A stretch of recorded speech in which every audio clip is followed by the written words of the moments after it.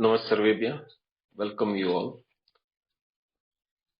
Om Namo Brahmadibhyo Brahma Vidya Sampradaya Kartrubhyo Vamsharishibhyo Mahadbhyo Namo Gurubhyaha Shankaram Shankaracharyam Keshavam Badarayanam Sutrabhashi Kridau Vande Bhagavanto Punah Punah Ishvaro Gururatmeti Murti Beda Vivagine Vyomavat Vyapta Dehaya Sri Dakshinamurtaye Namaha Hari Om Tat Sat.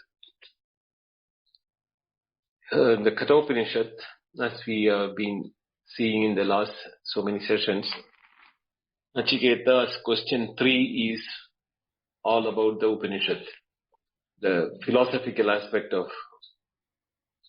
the Kathopanishad entirely is an answer for the third question of, or the third boon which Nachiketa requested from Yama, that I heard that after death there is something. Some people say, some other people say there is nothing. At the end of the body, everything goes. But you are Lord of Death. You are the person who knows it much more than anybody else. You are the one who has the insight of it. So tell me the truth. What is it? What happens after death? Is there is something or is there is nothing? I want to know the truth, and that if there is something, what is that? This is what is the question or the boon which Nachiketa asked, which Yama has answered, and we have been going through those answers.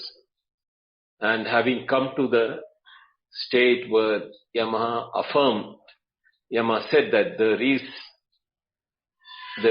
beyond the body. The body is only a instrument or a dress type of a thing which is being taken by the Jivatma for the transaction of this life.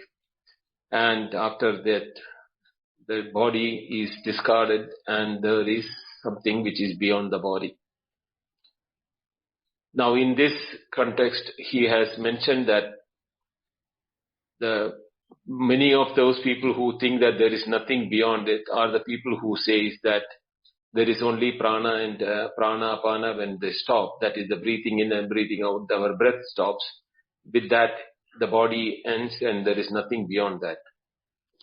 To answer that, he said, Na pranena na apanena martyo jivati kaschana itarena tu jivanti yasmin tva upasrita. So there is something upasrita that depending upon even the prana and apana function in our body. So hantaime ravishyami guhyam brahma sanatanam. Now I will explain to you this great secret of Brahman, which is Sanatanam, is not predict or not sayable as when it has started Sadanutanam. It is also always fresh and as fresh as any time. Yadacha maranam prapya atma bhavati gautama. Then after the body dies, or when a person dies, when the body is being discarded, maranam prapya, after having attained the death, atma bhavati, the atma, they become atma, or the atma remains. This is the Brahma Sanatanam, Guhyam Brahma Sanatanam. This is the secret of the knowledge, what is happening after the death.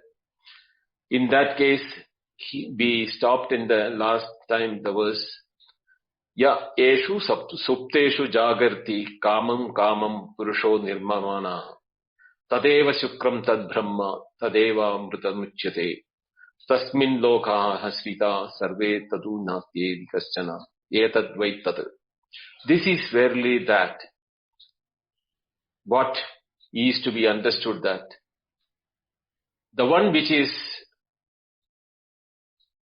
creating the waking, jagarti, supteshu, in the deep sleep, and in the dream, kamam purusho nirmamanaha. Whatever has not been acquired or not satisfied, but desires of the waking which cannot be completed, is being created as a place of satisfaction by the same. With the support of that Atma, Jivatma, the mind is creating that in the dream. That Tadeva Shukram Tad Brahma Tadeva Amrutamuchyate. the one which is based on which everything happens, the adharam or the support of for all these activities, which is that is what is Brahma. Tasmin loga srita sarve na tadu na atyedi. There is nothing which can supersede that power of Atma, and that is what is to be known as Tateva Kastir. So, but we saw that in the previous Mallis, Yama also mentioned about the Antaratma or Suprakasha Atma, like the, Angushtamatra Purusha, and the Ratha example were the, Atmanam Ritinam Viddhi Shariram Ritamevacha. And in that case also he mentioned some aspect of Atma which is residing in the body. So that the question comes now in the mind of Nachiketa that if there is something which is inside the body, then what happens when the body is thrown away? Whether it also gets trapped in the body, or whether it is, whether there is anything by which we can know where it is going. That type of a mind question can come to any intelligent student. To answer that is the next mantra verse. Yama says that Agnir yatha bhuvanam pravishto rupam rupam pratirupo bapuva ekastata sarvabhutantaratma rupam rupam pratirupo bahischa. Yatha Agni ekaha bhuvanam pravishtaha rupam rupam pratirupo babuha tata ekaha sarvabhutantaratmaha api rupam rupam pratirupah babuva bahischa. There is another word bahischa also added to that. Now what does the mantra say? Here is a simile which is given to for the understanding of those who are wanting to know how it is and what it can be compared to. Because in most of the places, these are all very esoterical in nature and very intriguing to grasp with our ordinary mind. So the Upanishad themselves use upama or the similes to extend some aspects of that. So here is one example is that of Agni. Now even in the creation process of creation, Agni is considered to have become modified in the form of from Akasha to Vayu to Agni and up to all the objects which we see in the world outside here. So taking that Agni as an example, the Lord of Death, Yama, says that Yatha Agni Bhuvanam Pravishtaha. This fire, which is a cause, primordial cause, it is not the fire which we are seeing by our naked eye, which is used in our transaction. This is talking about the principle of fire, where, it is embedded in every aspect of creation. Yatha Bhuvanam Pravishta. Bhuvanam is, even though the literal meaning is the earth, Bhu Dhatu has gotten, the thing is creation. So, Bhuvanam doesn't mean that the earth alone. Every object of creation should be included in the word Bhuvanam. Yatha Ekaha Agni. There is only one principle which has become the multitude in the world as creation. The same Agni has presented itself in the Pravishtaha, means have entered in the creation, and Rupam Pratirupo Babuva. Here the Rupam means in whatever shape it has taken, creation form. Pratirupo Babuva means the fire is occupying the entirety of that creation. Now, to give an example, from our transactional world, if we heat up an iron rod, the burning iron rod will look like a rod. If it is an iron ball, the fire will look like an iron ball, the shape of the ball, or whatever may be the object in which the fire is getting burned. If it is a wooden log, the fire will appear as if the shape or the rupam of the wooden log. Apart from that, there is inherent fire in every object. Only when the right conditions are presented, the fire will appear on any object. That's why we can say everything is consumable in fire is only because of that. The potency in the form of fire is available in every creation. Even if you say that water cannot have Agni, the principle of Agni in the water is the reason because of which we get a boiling water or a steam. It is presence of Agni in the water. It may not have the light, but it will have the heat. So same way, Pratirupo Babuva, it has occupied and taken the shape of everything. So it is the Agni Tattvam which has become the multitude. Same as Tata, Yekaha Sarvabhudantaratma Rupam Rupam Pratirupaha. Same way, this Atman, which I have been talking to you till now, O Nachiketa, Ekaha, there is only one Atma. And that Sarvabhudantaratma, now it has become the Sarvabhuta, every creation. And Antaratma means having entered the creation of that objects of multiplicity which we see it. Rupam Rupam Pratirupaha Babuva. It became in the form of every object name which took the name. So the form with a name, and the name and form is also the same Antaratma. Here is one question which can come to our mind is that, if it is Antaratma, we have been telling that Nama Rupa Vinirmitam. It is beyond the name and form, there is the Atma. When they say that, we have to now look, the next example will much more clarify that. Before that, I am giving a tip, as an introduction to that. This aspect of name and form, separate from the Atma or the Astitva or the existence and the awareness, then the Nama Rupa is not what the reality. They become an object separated out from that. But when we see the same Nama Rupa as the same having the Atma, Antaratma or the Tattvam which is there in the objects, is the same with which I am also made. When you bring that aspect into it, then only you will see that the name form has got much more depth than the mere appearance of an object and the name and the form. It also has an existence and awareness because of which I am aware of it and I am aware of its existence. Just as for everyone, I am also an object with a name and form and I have an existence. But I also know that I have a Atma, I am the Atma inside that which is knowing everything. So this aspect of Pratirupo Babuva is very important for us. And the most important aspect is that the last word which Yama added is Bahischa. Cha means also. Bahischa, see the normal, our mind will be there when we say that it is entered only in the objects of name and form.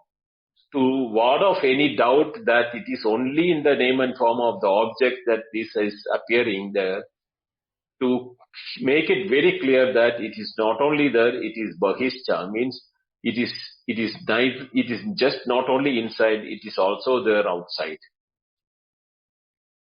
That means it is nowhere you can limit it to one object or anything. Even the object is inside that, and inside the object also it is that, the same thing. To make, now the confusion will come when we use the word Agni, we don't see that type of an activity. To make more things made clearly, one more example is being told by Yama for Nachiketa's understanding. Vayur yada ekam bhuvanam pravishta rupo rupo pradirupo babuva ekastada sarvabhudantaratma Rupam Rupam Pratirupo Bhagischa. Now here, he is taking the example of Vayu. Akashad Vayu, Vayu or Agni. So Agni, when he is told first, then Bahishta word becomes very difficult for us to understand. How can I compare that? Okay, I can understand that the things when they burn, they take the shape of Agni. But how can you say outside also is Agni? To remove that doubt, he is saying Vayu Yata. Now here Vayu, you should take the meaning as Akasha and Vayu together. So like the space, Ekam Bhuvanam Pravishta, the objects became objects with a name and form inside the space. And they took the shape, the space apparently took the name and, the shape of the object. The space occupied by the object became the space of the limitation, apparently, and therefore, pratirupam babuva, they became that rupa of the space, became the space of the house, space of the hospital, space of the school, space of the office, or space of a football game, and the space around the earth or other planets. Tata eka sarvabhudantaratma rupam rupam pratirupa. Same is the case with that. Therefore, you should understand that when we say Bahishcha, it is the same thing like the space. The space is there inside the objects in the name and form. That is Nama Rupam, Rupa Rupa Pratirupo Bhapuva, Pratirupam Bhutva. Same way, Bahishcha, it is there externally also. It is in that Nama Rupa is supported, or the name, the space of the Nama Rupa is occupying the space outside Bahishcha. Therefore, we have to take it to understand from that level of the, multiplicity. And in the previous verses, it has been very clearly seen. The one who sees multiplicity here, sa mrityu mrityum apnoti, he goes from the cycle of birth again and again. So here to remove that thought, the mrityu, you should not see the multiplicity. The multiplicity is an apparent aspect of the name and form which is occupying the same thing. Bahishcha, because of that, it is not limited to the inside of the object, it is there outside the object also. So this has to be drilled or entering our mind that when we are saying that the transaction is fine, but we should treat that objects like the same as what is inside me and what I am going through is the same thing which is going through or in the objects outside also when I am dealing with it. So that sarvabhudatma, that sarvabhudam, that every creation is the same atma which is in me. That is why sarvam khalidam brahma word also becomes very relevant here, because everything is from that atma, is the sarvabhudantaratma pratirupam bhutva bahishcha api tishtati iti. That is the reason why it is saying that Surya yata sarvalokasya chakshu na lipyade chakshushair bahya doshai ekastada sarvabhudantaratma na lipyade lokha dukkena bahya. Now the question can come with for an ordinary intelligent person that if the same thing has become every object, name and object, the typical question which some of the Tarkikas and other people are asking, if you are talking about the same Atma in everything, then when sorrow happens or happiness happens in one body, should be known to other bodies.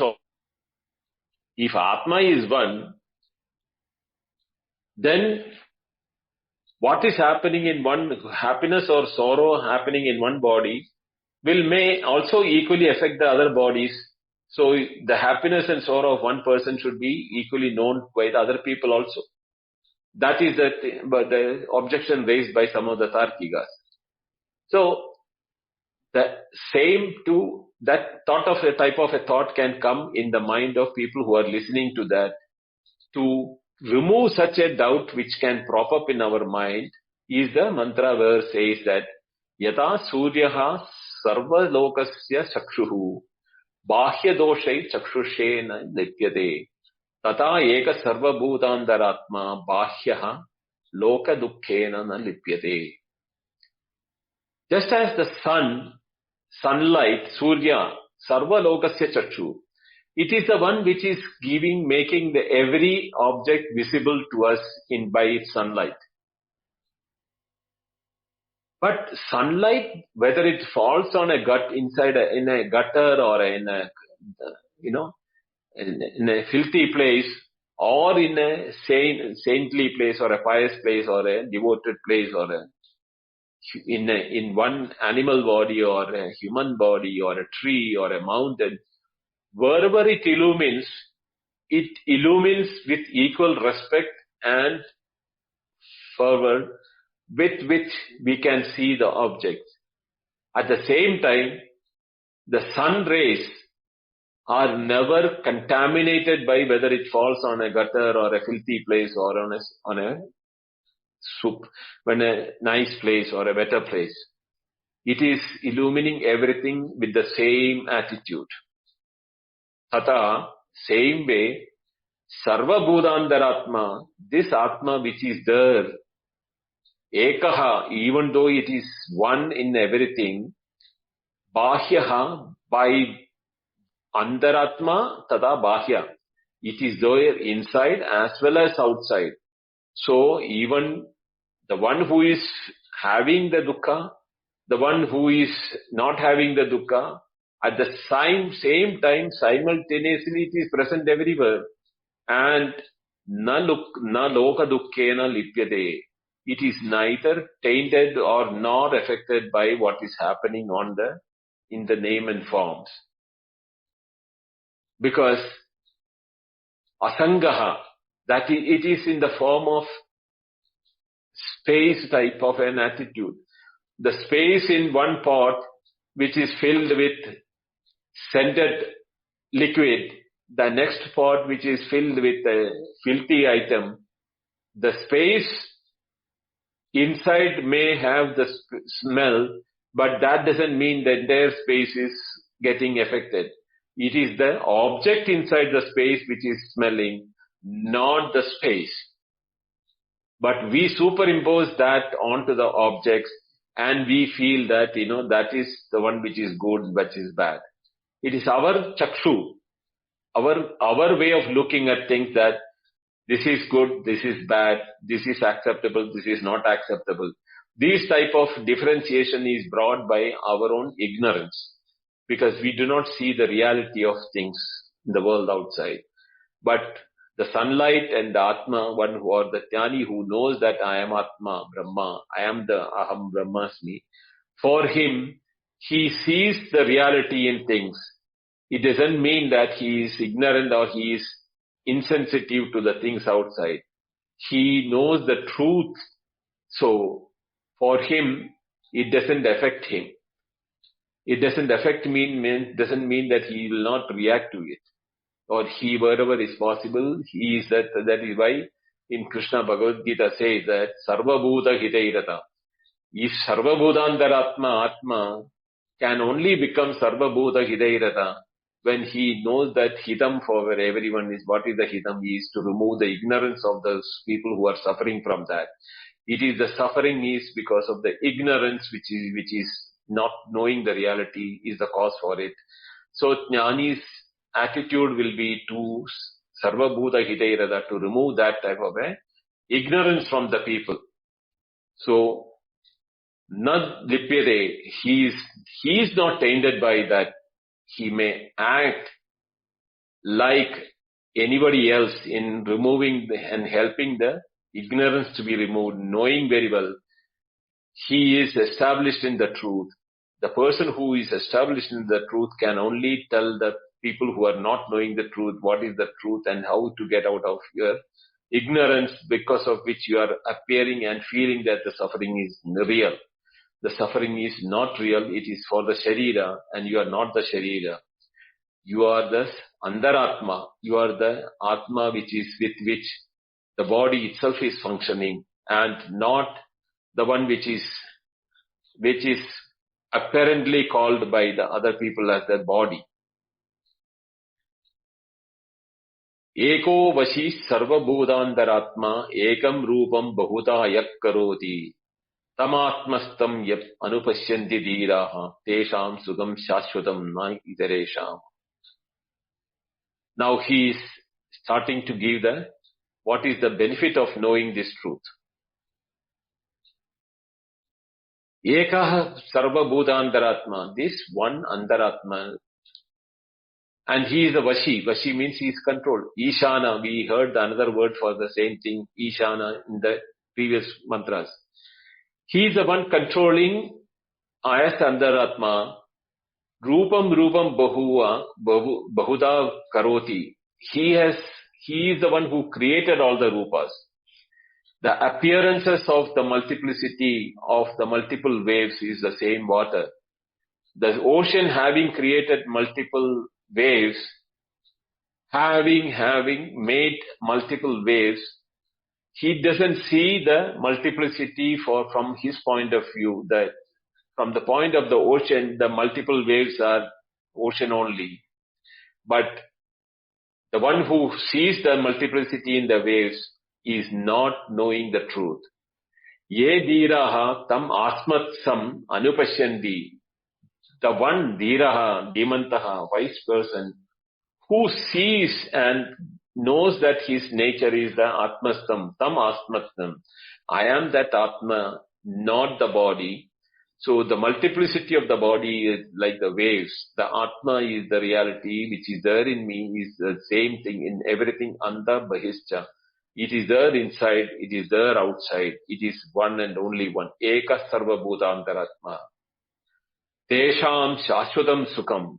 For those people who understand this, know this truth. Shashvatam means never ending. Shashvatam sukham. The sukham which he is promising here or he is telling is that never diminishing or never variation. We know only sukham and dukkham in comparison with one another. But here he is talking about shashvatam sukham.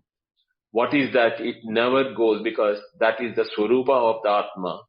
That sukham or that ananda swarupa of Atma is the one which we are identifying yourself with. So how can you have dukkha in you? Because dukkha is not the nature of Atma. That dukkha is only a apparent aberration because of the ignorance that is happening on the body. So those who Ediraha tam atmastam anupashyanti, the one who sees that atmastam, I am the Atma. Sta means residing. Atmastam means in the self. There is the self, the residing self, the inner self of the oneself. For him, the sukha is shashvatam, because he is always identifying himself with that ananda swarupa of Atma. Na idaresha. But those who see multiplicity, who do not see that ekatvam of Atma, sarva bhutantaratma, tesham krite, for them, itaresham na shashvatam sukham. They do not know what is shashvatam sukham, the permanent happiness, or that permanent bliss in which what is the nature of ours, that is not known, because they identify with the body, and the bodies are multiplicity. Then there is the bahya dukkha, because deham is considered to be, is treated as a bahya from the antaratma point of view, because that drishvatvat, because it can be seen. Gada drishta, gada bhinnaha. The one who sees pot is different from the pot. The one who sees the body is different from the body. The one who sees the thoughts and imagination and feelings and, ups and sorrow and happiness, everything. The one who knows the knower has to be different from the objects which are known. So, sarva bhutantaratma, the one who is knowing, one who is there inside with it, which is a witness for all men. Sakshi bhutva. For him, ye dhira sam anasmatam anuvashyanti. That dhira, that dhimantaha, that knowledge, wise person who has understood his real nature as that I am the Atma. For him, tesham shashvatam sukham. For him, that happiness is permanent. It is never never be away from, because that is his nature, very nature. Na itaresham, not the other people who are identifying with the body. Nityo nityanam chetananam ekaha bahunam yo vidadati kaman tam asmastam yo anupashyanti dhiraha tesham shantim shashwatim na itaresha. Nityaha nityamananam. In the permanent things which we think that it is permanent, the permanency in that is due to the Atma in it. It is a Nitya Nityamanam, the one which we see, that the sun, the moon, the stars, we appear to be permanent for us. We consider them to be permanent compared to our minuscule life, which we say. And they also Nitya, that the eternity in the eternal things is that. Chetana Chetananam. This is reflecting, basically this sloka is reflecting the entire 10th chapter of Bhagavad Gita. Vibhuti Yoga, where the different vibhutis of Ishvara is given, Same way, Chetana Chetananam. The Chaitanyatvam or the Chaitanyatvam which we see in the living things. We see that there is life pulsating in certain things. That also. So here there is two aspects. One is Nitya Nityana, Chetana Chetanana. So we can also take it as to the other aspect is that Stavara Jangama, the one which is immovable, what is movable. The immobility in the immovable things and the mobility in the movable things, that also I am only, the Ekaha, that Antaratma is the reason because of which that they are there. Yo Vidadati Kaman, the one who has the potential, and it is the one which has got the potential to fulfill all the desires, one who knows this truth. This apparent power which is there, the eternity in the immovable things and the life or the mobility in the movable things, that is the reason because of which we are the one who knows, as these are all the same and one. For him the desires are given by that. So this is a very, very secretive type of a statement from the Shruti, is that we seek happiness in three ways: Priyam, Modam, Pramodam. What things which we see but we cannot, touch and enjoy, or which cannot be made part of our being, we call it as Priyam. Priyam means pleasurable. A beauty which is a sunset or a flower or a scenic beauty which we enjoy is a Priyam thing. Modam is that happiness which happens when that something which we liked it and it became yours. Like, you like to have an object of liking.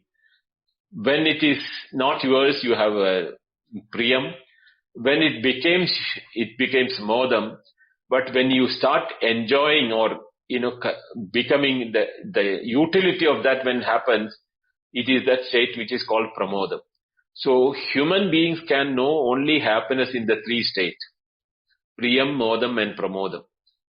Now, there is a aspect of Ananda or Shanti or Anand Amritatvam which is beyond the three of Priyam, Modam and Pramodam.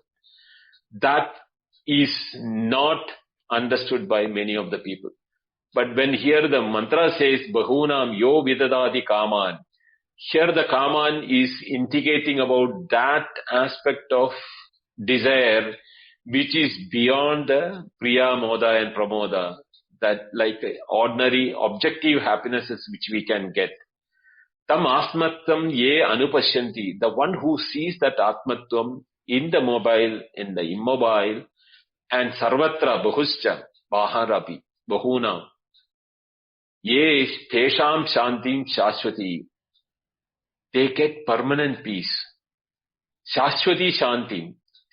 The Shashwata means never ending or eternal. Shanti means peace. Why? The peace which you are attaining is not something which will be taken away from you, because that is the nature of your reality. Our own real self is in the form of that Shanti. This is what happens when we abandon every attachment and every notion that we are, as an individual also, we are one with that state of Shanti. That is the state of deep sleep. When we do not have any idea of who we are, what we own, whether we are a king or a beggar, or nothing is known at that time. We do not know the world exists or I exist or anything exists other than my own existence.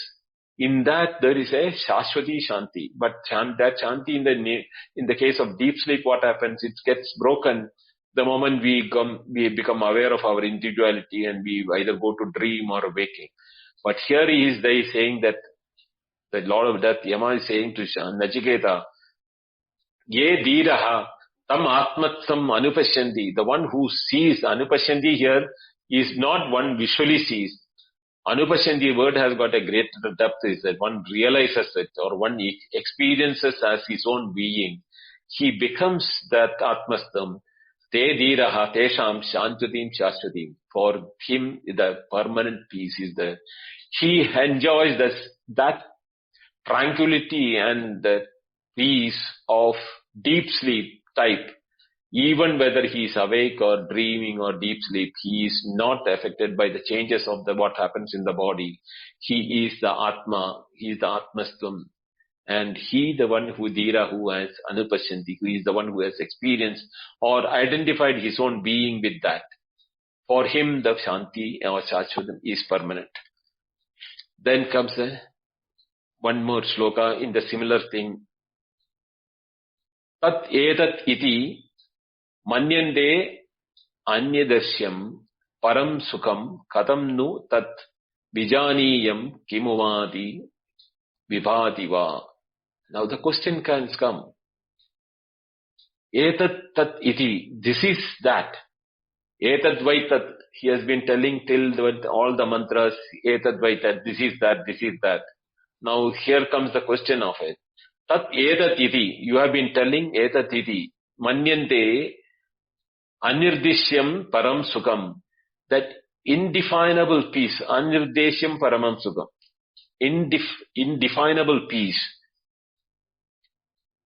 They know, manyante, the one dhiraha who knows that this etat vaitat, when what you have been telling is that atmastam brahma, anirdyesham paramam sugam, that indefinable or inexplicable peace which you have been told. Katam nu tat vijaniyam. How can someone else know that? But that vijaniyam, how can they know it without knowing the reality?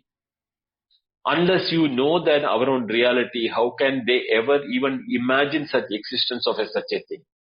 Only when we know that our own reality, we can imagine what is that sukham, etat vaitat, what has been, that is the anirdyesha param sukham. That inexplicable or indefinable state of happiness, how can someone know unless he knows the Atma? Any amount of words can not explain that because it is inexplicable. It cannot be defined because it is not finite. So from all those points, how will someone know about Katam nu tat vijaniyam kim ubhadi? What can shine that? How can somebody know? Here the shining doesn't mean to enlighten that. Or does it vibhadiva? The question comes from the student comes. Or does it shine by itself? Nothing can shine it because no knowledge can show that, because it's a knowledge swarupa. It is a jnana swarupa atma. So how can be while any light can shine that, how can the light show that what is that? Or does it shine by itself? Is the question which the mantra itself asks. And for comes the most beautiful sloka of the entire Vedanta, I would say. Na tatra suryo bhadi na chandra tarakam nema vidyato bandi kutoyam agni. Tameva bandam anubadi sarvam tasya basa sarvamitam vibhati. Na tatra suryo bhadi na chandra tarakam nema vidyato bandi kutoyam agni. Tameva bandam anuvadi sarvam tasya basa sarvamitam vibhati. Such a beautiful mantra. If just somebody can go depth into this, then only we'll know who we are. Na tatra suryo bhati. Nor this sun which we are talking about, which illumines everything in the cosmos or in the whole sky. Na tatra bhati. It doesn't shine there because sun can shine only the physical objects. Na chandra tarakam. Even the distant chandra and the stars which are distant, they also cannot shine that. Na ime vidyuta. Even the lightning which we see as flashing every now and then, which is much brighter than anything in the darkness because of the contrast which we see, the darkness and the lightning. Even that lightning cannot illumine that. Then what to talk about Kutoha Ayam Agni? If this little fire which we are talking about, the yajna, or what is seeing in the mortal plane, what we see, call it as Agni. What can that within the fire can do when it compared? It cannot this because it cannot be seen in that light. Tameva bandam anubadi sarvam. Only when that shines, anubadi sarvam, everything gets illumined after that. Tasya basa sarvamidam vivadi. In its light alone, everything becomes lit or known. Tameva bandam anubadi sarvam. Only when the knowledge of the Atma becomes radiating in the form of knowledge, even the sun, the moon, the stars, the lightning, and even the fire becomes known. Then here the shining is to be understood as the knowledge. The knowledge is the one which is illumining them. The Jnanagni, that knowledge, Tameva Mandam Anupadi Sarvam, only when the Atma is there in the body or through the body, from the body, through our sense organs, when we see the sun, the moon, the star and everything, they become known to me or known to each one of us only because our Atma is making the knowledge of those objects available to us. Tasya basa sarvamidam vidavdi. Only when that is there, the entire world comes into reality. The whole world is being lit by the knowledge of that Atma, the Sarvatma, that Atma which is in the form of knowledge, and everything is in knowledge, shining in knowledge. Only when the knowledge illumines the objects become objects known to us. And therefore, tasya vasa sarvamidam vibhati. Now here there is a twist to this one. Sarvam idam vibhati. Now this idam word is used in Advaita for two things. Aham idam. There is a two form of it. I am and that. Everything else is that. I am there, adamit. So sarvam idam vibhati means it is the one which is in the form of that which is outside me also. For me, the things outside becomes that only if my Atma projects that as outside as that. It is in my light that also is appearing as that.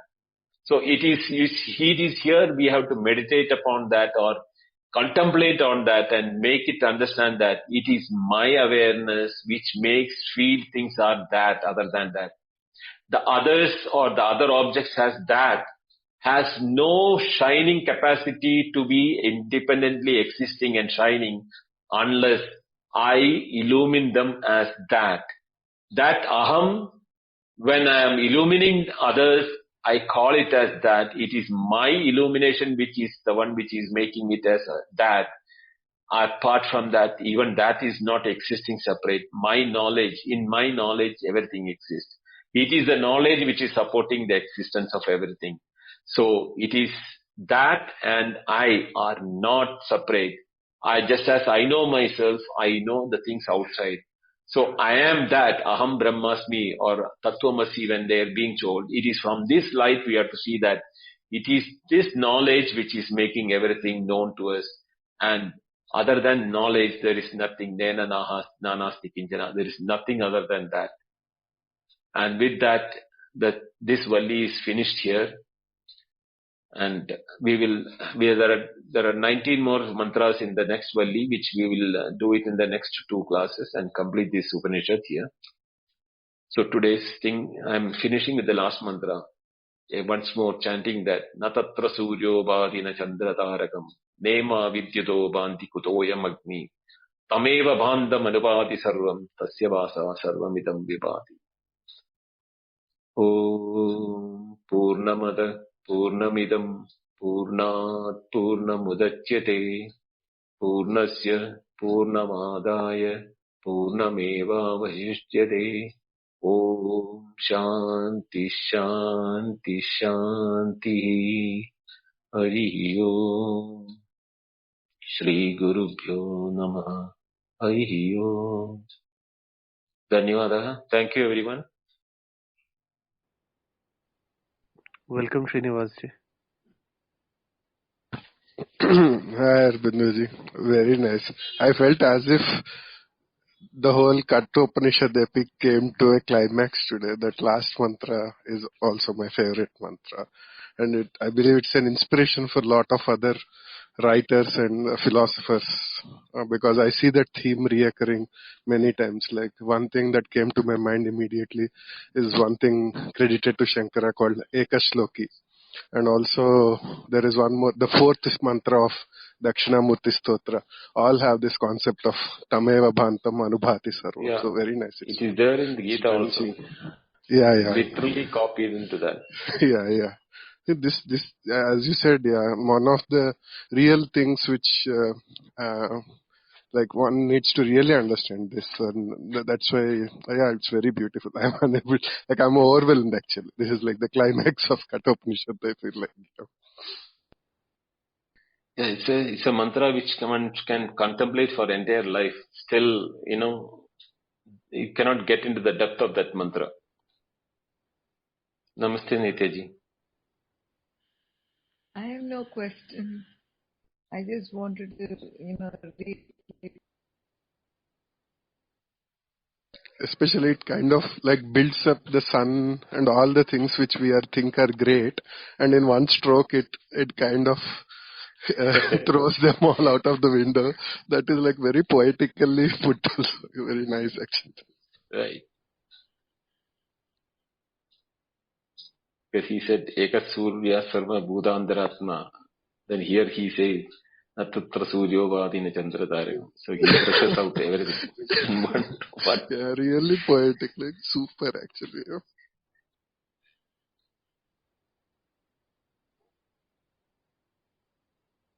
And that Kutoyam, sometimes in English it is translated as like, what can the earthly fire do? Like it is so, what do you call, impunity or whatever. Absolutely.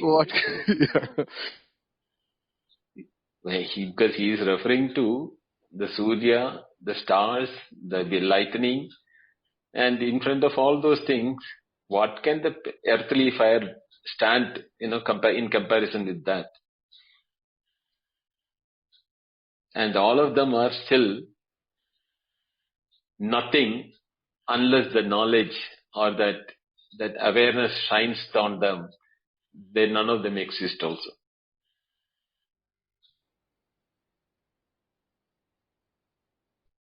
Namaste Vinod. Namaste Piyush. Namaste Shiva. Namaste. Mr. Arvindoji. This is like, the kind of truths which are here. I simply can't imagine that that they have been there for such a long time, totally hidden from the mainstream understanding, right?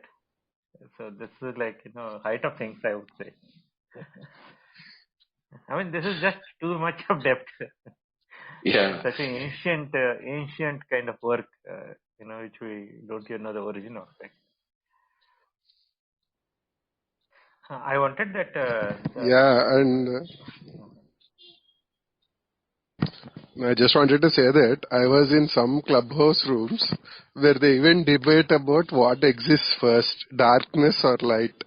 If they ever came across slokas like this, they would, it's so clearly said that question, it's like, some people think darkness exists before light. I think those kind of thoughts will not even cross the mind if someone just understands this sloka superficially also. The three types of happiness from external things. The wording is very interesting, but you can probably dwell more into that. I'm simply interested because it's very nicely structured and presented in this. Yeah, the Priyam, Modam, Pramodam. Yeah. See, Priyam is basically things which are not yours or not in your physical possession, but you enjoy it as a beauty outside. There is a limitation of enjoyment in that case. But when an object you have a liking for that, or you want a situation to happen, there is some sort of a happiness which brings in when it is realized in the form of it. But the ultimate human concept can think only of when you are immersed in that enjoyment of that object. The human mind can imagine happiness only up to this level. But this is like the fire thing which we have been talking about, is nothing compared to that Shashwatam Sukham or Shashwatam Shanti which the mantra says. Because the diminishing nature of these enjoyments due to time and space is very obvious for us. You cannot be engaging with anything of, even if that, the best thing which you can think about it, you cannot engage with that enjoyment on that object permanently. After some time, it diminishes, the object loses its value with which we acquired it. So, Priyam, Modam, Pramodam is the ultimate which we can think about it. For example, if I take if somebody wants to have a sweet, they get the sweet, they enjoy the sweet, that is one thing. Some people say that owning a, lot of money and wealth and enjoyment. But then there also comes to a diminishing stage when they are threatened with some, life-saving, life-challenging situation, either by accident or by disease or something like that. All that, what they were thinking was the ultimate, has no value for it. Even, the physical enjoyment like sex or indulgence in food or, anything of that sort, nothing lasts forever. Nothing is Shashwatam. Shashwatam means everlasting. None of them can ever last. So the human mind has a capacity to only to think which are, temporary, transient, and limited to time and space. But here you are talking about that Shanti which is our very nature. It is not something which you have to acquire from outside. This is the explanation also what happens is in some of the Prakarana Granthas they say that when these three things happen, Priyam, Moda, Pramoda happens, what actually happens is that the happiness which is our nature is reflected because the mind becomes quiet during that time. Due to engagement in the interaction with the object of desire. That time, the flash of happiness which we enjoy is because the mind is immersed in some other activity and we are exposing our.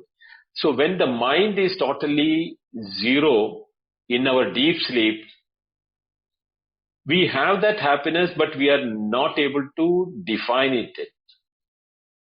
There is no way we can define it or explain it. That is why it is said it is inexplicable or indefinable, that happiness. And only a person who has not slept for many days can tell what is the happiness which he may get when he is given a sleep. So assuming that a medical condition or some stress or some fear, phobia, because of which people are not sleeping. To such a person, when a medication is given and he goes to sleep, or even then he is not very happy because he is not aware of that happiness. It is a state of mental quietedness, but he has not become no mind situation. That can happen only when we naturally go into a deep sleep. We know that state where nothing of the world was a worrisome for us. Even a person who has lost his amputated leg or a limb do not feel the lack of his purity or the 100% purnata or the completeness. In deep sleep, he is still complete. For him, there is no loss of, limb by amputation or anything when he is in deep sleep. But when he wakes up, he knows that he has lost a limb or everything. He feels the sorrow and unhappiness about it. So there is, if you look at different examples also, that happiness of our deep sleep, even though it is due to ignorance of our own true nature, because we are in our own nature, that has to have that shining of that happiness in us. But we do not know we are in one with our truth when the mind is not in operation. That amani bhava. That is why Sadisambadya na viduhu Sadisambadya maha. The Chandogya Upanishad says that we became one with the truth. We became our real nature. But due to ignorance, we did not know we have one become the truth. That place where there is no comparison. And the word used is Niratishaya Ananda. Atishaya means, one exceeding other. When there is nothing to exceed another, is the state called Niratishaya. And that Niratishaya Ananda is that, why we are not able to measure or, define space without an object in the space is because the space cannot be seen without contrast. The contrast has to be there, then you say that the space of the house, space of the, earth or everything. You need an object to contrast the space, then only space can be defined. Same way in this one, in where you don't have a contrast in the deep sleep, because there is no knowing of objects other than ourselves. That is the infinitude of happiness, akhandata or anantata. That happiness is what is that Upanishad is talking about, our real nature. It is each one of us are that. But when we are functioning through our body, mind, intellect, we think the space is contained in a pot. Same way, we think we are the mind and the body. It is exactly the same. The space is contained in a pot and we call it as the pot is either with oil or a perfume or, a dirty water or whatever it is. The space has never become perfumed or dirty. The space has remained a space in spite of these things appearing in that.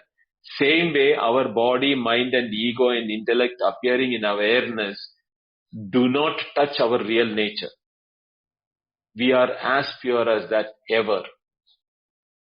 But we should know what is that nature.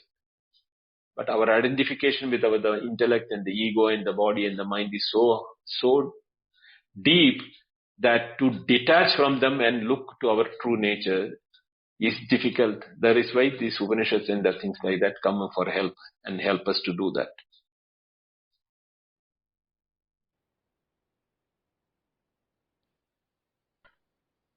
So somehow the one of the focus of this particular part of Kathopanishad was eternal bliss. And I think many people mistake it to be a bliss where they're permanently happy, or basically it's like a concept is made out of it, I think. Whereas I think the same this thing is also telling that its nature of that happiness is different, because it has no dependencies, it's self existing and things like that. So I think we need to call it out that many people feel that the meaning of eternal bliss is something that is not often well understood exactly. Absolutely. Am I right about it? Yeah, you're right. Because our mind can think only within the realm of time and space and object. We know happiness only objective happiness. The subjective happiness has never been what you call a thought which we have ever looked into. Is that is the happiness depend upon the object, or is the happiness within myself?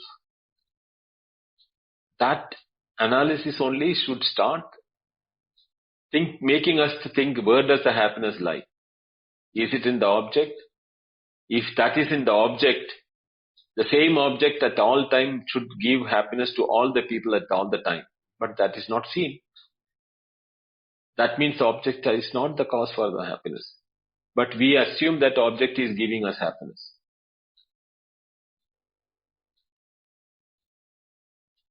That moment, if somebody can look from where is the source of happiness, that introvertedness or that looking inward to the source of happiness, only such people can see where the source of happiness.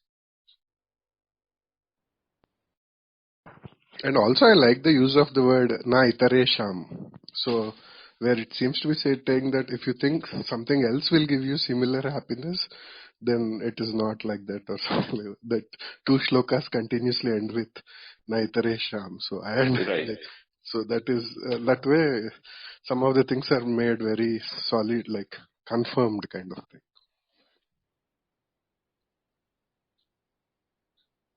This is one of the best part of Kathopanishad I ever liked. And it has got so much to offer for a contemplative mind to churn out from himself his true nature. Yeah, Namaste, sir. So I have a question. Yes, Siddharth. My question is about the quality of the happiness. So the eternal happiness, which is spoken about when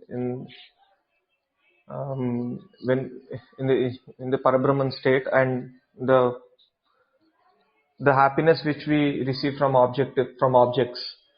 So my question is, are these, so you have said that even the happiness that we receive from objects is a reflection of the eternal happiness. But if I put both of them side by side, when I meditate and I sit in a place where I am in the state of I am, and that peace, when I get that peace. Oh, sorry. Yeah, and when I compare it with the objective happiness, both look different.